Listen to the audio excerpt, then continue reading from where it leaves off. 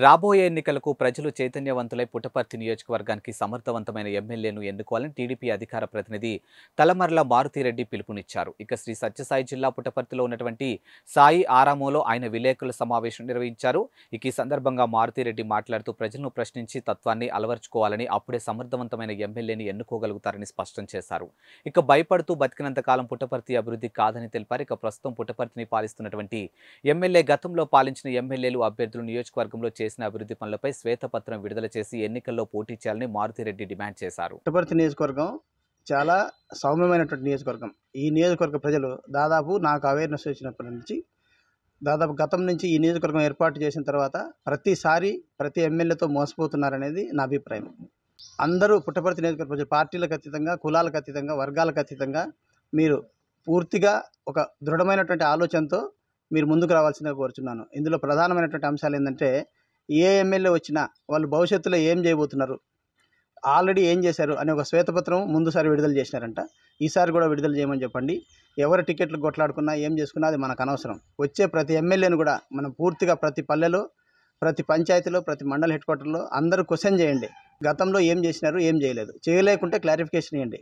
ఇట్లాంటి క్వశ్చన్ చేయకోకుంటే ఏ ఎమ్మెల్యే కూడా భయం ఉండదు. 5 సంవత్సరాలకు ఒకసారి వచ్చే ఎలక్షన్స్లో ప్రతిసారి ఎన్నో హామీలు, చేతాడంత హామీలు చెప్పి పిసురంత హామీలు కూడా నెరవేర్చుకోకుండా ప్రజల్ని మభ్యపెట్టి మోసం చేస్తున్న ఎమ్మెల్యేలకి ప్రజాస్పందన ఒక చెంపపెట్టు కావాలని చెప్పేసి మనస్ఫూర్తిగా కోరుకుంటున్నా. అవసరమైతే ఈ నియోజకవర్గంలో ఉన్నటువంటి ఈ భవిష్యత్తులో కాంటెస్ట్ చేసే ఎమ్మెల్యేలు ఇద్దరి యొక్క అభిప్రాయాలు కానీ ఇంకోటి కానీ ప్రజలకు సూటబుల్ కాలేదనుకున్నప్పుడు మేమందరూ సమూహంగా ఏర్పాటు చేసుకుని ఐకమత్యంగా ఉన్నటువంటి మేధో సంపత్తి వర్గం కానీ, మేధావులు కానీ, భావసారూప్యత కలిగిన వ్యక్తులు కానీ, సామాజిక స్పృహ ఉన్నటువంటి వ్యక్తులందరినీ కానీ అందరినీ ఏకం చేసుకుని ఈ ఇద్దరు ఎమ్మెల్యేలకు కూడా మాకు సెట్ కాకుంటే ఇండిపెండెంట్గా మా సమూహంలో ఎవరినైనా ఒకరిని ఏర్పాటు చేసుకొని ముందుకు పోయే అవకాశం కూడా ఉందని ఈ ఎమ్మెల్యేని మేము హెచ్చరించదలుచుకున్నాం. ప్రజలు క్వశ్చన్ చేస్తారనే భయం వచ్చినప్పుడు బాధ్యతాయుతమైనటువంటి నాయకులు మాత్రమే వస్తారు. తినిపోయే నాయకులు ఉండరు, సోమరిపోతులు రారు, దొంగలు రారు, దోపిడీదారులు రారు. ఎప్పుడైతే భయం ఉంటుందో ఆ పోస్టులో బాధ్యత ఉండేవాడు మాత్రమే వస్తాడు.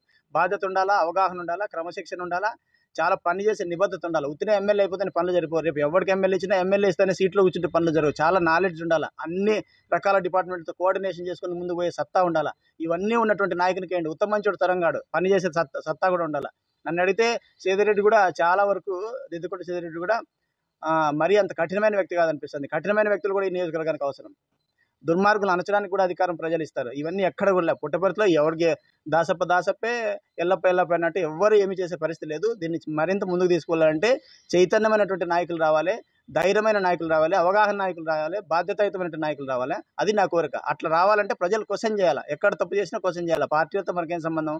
ఉన్మాదంతో ఒక పార్టీకి అంటిపెట్టుకొని ఉండకుండా ఎవడున్నా గలీజుగాలను మార్చేయండి, మరింత అప్డేటెడ్ నాయకులు తెచ్చుకోండి అని అడుగుతున్నా.